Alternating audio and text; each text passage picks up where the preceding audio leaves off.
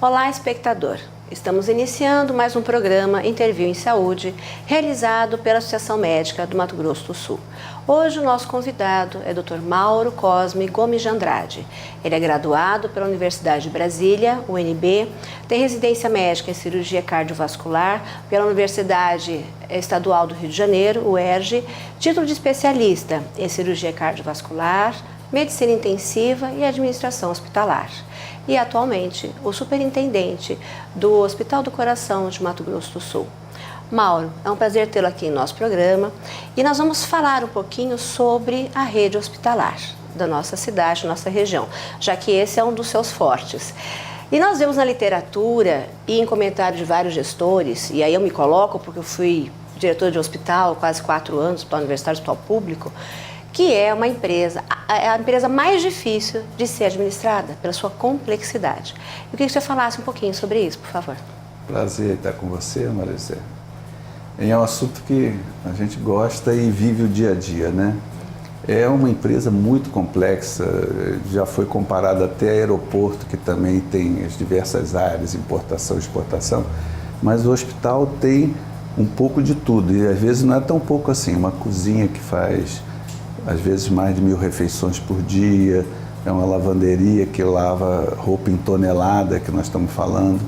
Então, você harmonizar todo esse grupo e ter qualidade em todas essas áreas ao mesmo tempo e ter expertise, nem sempre você consegue terceirizar essas áreas justamente por causa de qualidade.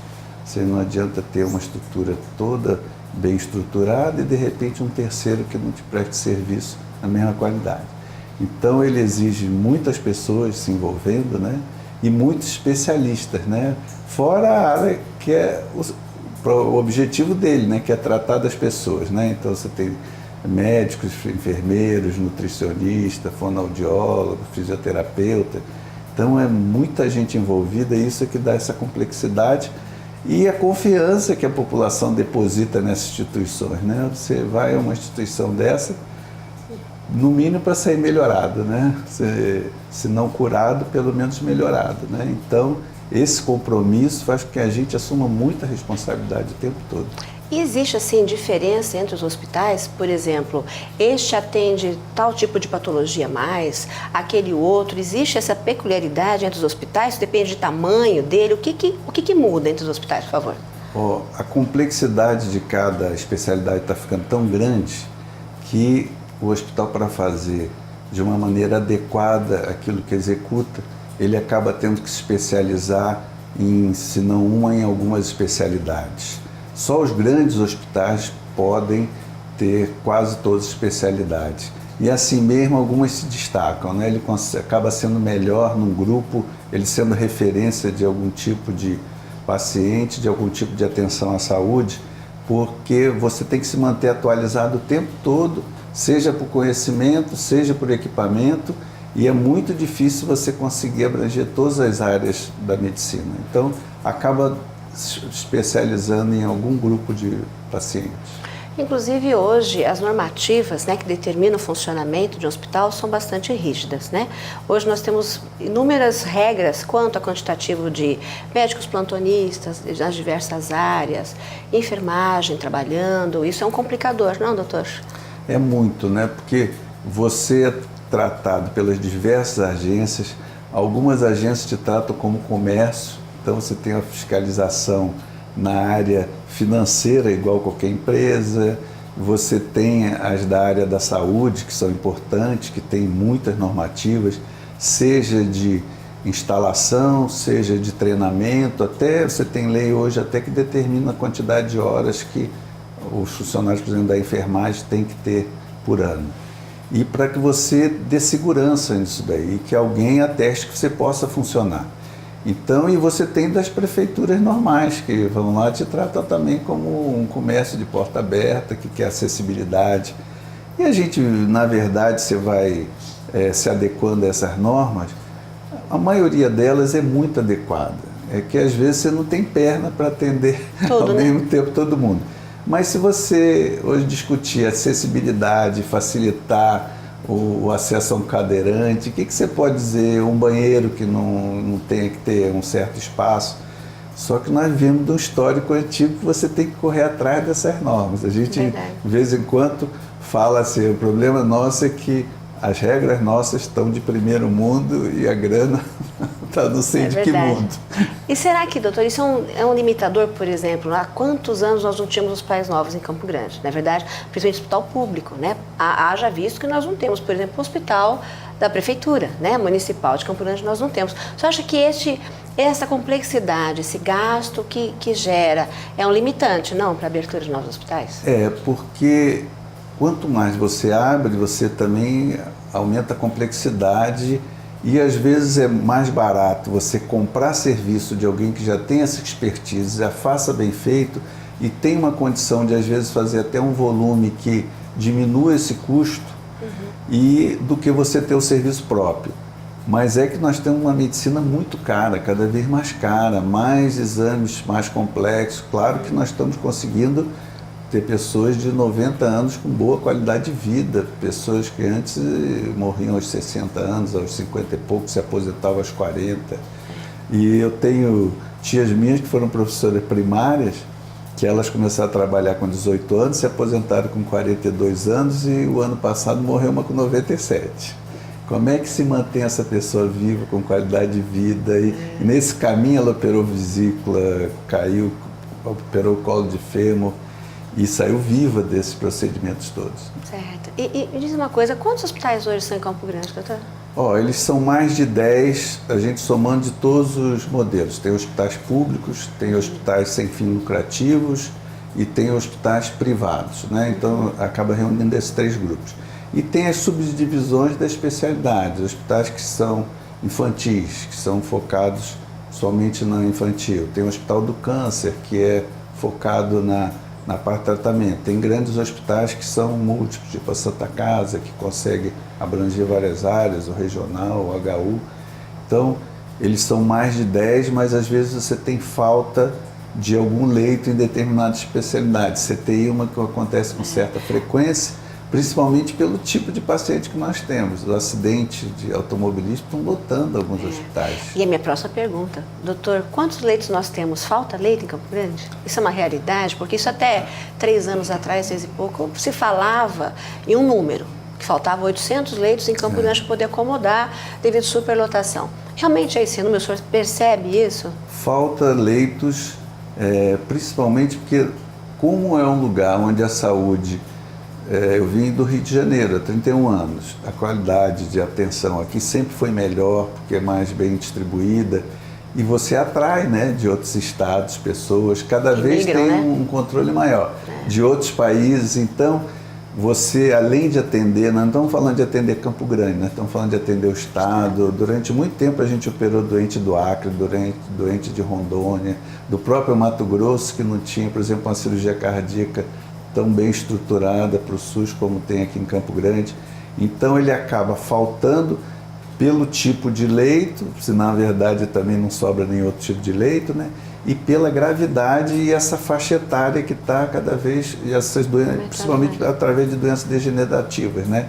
Tipo diabetes, elas acabam gerando muitas complicações e ocupando esses leitos. Recentemente nós tivemos mais uma inauguração do hospital, né, que é o Hospital da Cacemes, e brevemente teremos o do Hospital Unimed, no segundo semestre, se Deus quiser. Embora sejam hospitais da rede privada, o senhor crê que isso vai melhorar muito a nossa rede, esse encaminhamento, essa falta de leitos que está acontecendo? Para o tipo, eles são focados em doentes de convênio, né? Então você alivia um pouco esse problema da distribuição de leitos de convênio. Mas o SUS ainda é muito forte, né? E nesse tempo de crise você tem uma migração para o SUS de pessoas que perderam emprego, deixaram de ter plano de saúde. Então você vai melhorar a distribuição de paciente de convênio, facilitar a internação, mas eles não eram os que estavam com um momento mais crítico, né? Acaba o pessoal do SUS estando mais limitado. Mas é que assim, por exemplo, como eu estive lá na direção durante algum tempo, a gente vê que muitas vezes o paciente tinha convênio. Ele tinha, né, KCM, Unimed, mas ele acabava que não tinha leito, né, pelo seu convênio, ele era migrado para um hospital público, né. Então, muitas vezes, eu acredito que sim, vai dar uma melhorada, Melhora, né, Melhora de uma maneira geral, né. Eu acho que tem melhorado, apesar de a gente ver que não é perfeito, mas hoje você tem uma atenção maior. Eu vejo que a reclamação de hoje nem existiria há 20 anos, porque a pessoa nem sabia que tinha esses direitos aí e não reclamava do que acontecia. Doutor, me diga uma coisa, o senhor é o superintendente do Hospital do Coração. Qual que é o principal foco do Hospital do Coração? Claro que pelo nome até é a cardiologia, somente de adulto, a gente não tem cardiologia infantil. Mas hoje, quando você fala em sistema cardiocirculatório, você está falando da perfusão da cabeça, você está trazendo junto a neurologia, a neurocirurgia, a cirurgia cardíaca, as diversas especialidades da cardiologia. A gente tem o atendimento até inicial, que é o preventivo, né, através de consultas, e no caso de acontecer algum evento, o foco dele é o atendimento, principalmente dessas duas áreas. E acaba a gente tendo todos os pacientes dessa faixa etária maior. Então, tem o CTI hoje, que o CTI geral tem 19 leitos, tem a unidade coronariana que é especializada. Então, hoje é no paciente crítico de uma maneira geral, né? E aí traz várias especialidades, traz a cirurgia vascular, traz a urologia, traz a própria cirurgia geral. Você precisa dar um apoio sistêmico à pessoa nessa faixa etária. Então, na verdade, ele é classificado como hospital geral, com um enfoque maior em cardiovascular, né? E eu soube que vocês foram qualificados já como hospital que tem segurança do paciente, né? Que cada vez mais divulgada a necessidade da melhora do atendimento, do cuidado ao paciente, né? Fala um pouquinho para a gente sobre isso, por favor. Existe uma organização nacional que se chama ONA, que classifica os hospitais pelo grau de atenção que ele tem ao doente. Segurança, o grau 1 é segurança do paciente, e depois vai até o grau 3, que vai aumentando o grau de excelência de cada unidade. Então, o foco hoje é você ter segurança no paciente. Como os pacientes estão mais críticos e mais complexos, isso está exigindo um controle cada vez muito maior desse paciente dentro. Então, você começa a ter um número de medicações maiores, e aí você tem que ter mais controle na qualidade que você faz, no resultado, para ter um bom resultado. Então, hoje se pensa desde a identificação, coisas simples como chamar alguém de Dona Maria, ou do leito 6, ou do leito 5, que pode em algum momento induzir alguém a um erro, que às vezes a pessoa se preocupa quem errou, quem não errou, às vezes você induz essa pessoa a ter um erro. Ou quando você, numa prateleira, coloca duas substâncias totalmente diferentes e com frascos iguais, rótulos iguais, então você tem que eliminar todas essas chances de risco. Então a segurança do paciente é isso. Desde a identificação dele, ele recebe uma pulseira que diz o tipo de alergia que ele possa ter, ou o cuidado a mais que eu devo ter. Então, pela cor da pulseira, a pessoa sabe que aquela pessoa tem um risco de queda, por exemplo. Entendi. Então não pode estar indo ao banheiro sozinho. E isso é importante, né, doutor? Porque assim, a gente sabe que existem erros que não são intencionais, obviamente. Mas imagina você fazer a medicação com o paciente errado, operar o membro errado, né? Trocar bebês, maternidade, por falta de identificação. Então, são realmente cuidados que a gente tem que tomar, né? E cada vez a gente tem falado mais. Que, aliás, acho que a segurança do paciente hoje é a menina dos olhos da ONU, né? Então, nós já éramos grau 1, tínhamos sido renovados e agora passamos para o segundo estágio. Okay. Então, dessa classificação. Só que ser monitorado o tempo todo, né? Porque você não pode achar que você teve esse título e pode relaxar um pouquinho. E você é induzido aí para o grau acima.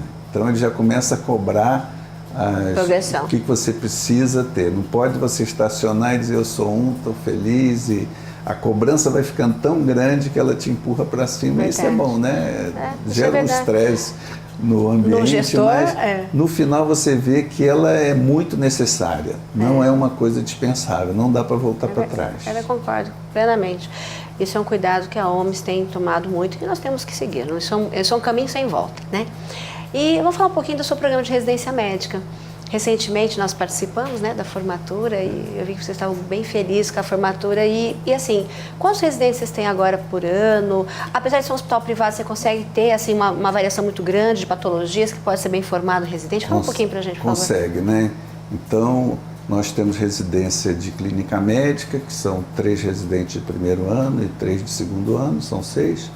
E na área de cardiologia são 2 de primeiro ano e 2 de segundo. Então, são 10 residentes que estão sempre formando conosco. Eles têm uma variedade grande e alguma especialidade que a gente eventualmente possa achar que a formação não está completa lá, a gente faz uma parceria com alguma instituição que tem e completa para ele sair bem formado. E nós começamos a residência de clínica médica em 2000 e em 2001 nós começamos a de cardiologia. E a gente já conseguiu 16 anos, então. Formar um corpo clínico habituado ao hospital, habituado a quais são os cuidados que a gente estava tomando, como é que a gente trabalha. E a intenção era essa mesmo, a gente criar um corpo clínico que tivesse pessoas bem adequadas para o modelo que a gente quer de hospital. Ai, que bom, parabéns por mais essa iniciativa, fico super feliz, muito obrigada pela sua presença, foi super esclarecedor. E embora seja um tema um pouquinho diferente falar de hospital, mas eu achei bastante pertinente, principalmente porque a semana passada eu fui dar uma aula na universidade, na UEMS, para os acadêmicos de medicina, e fui estudar um pouquinho sobre o assunto, vi sobre demografia médica. E eu vi que nos hospitais estão mais de 50% dos nossos médicos.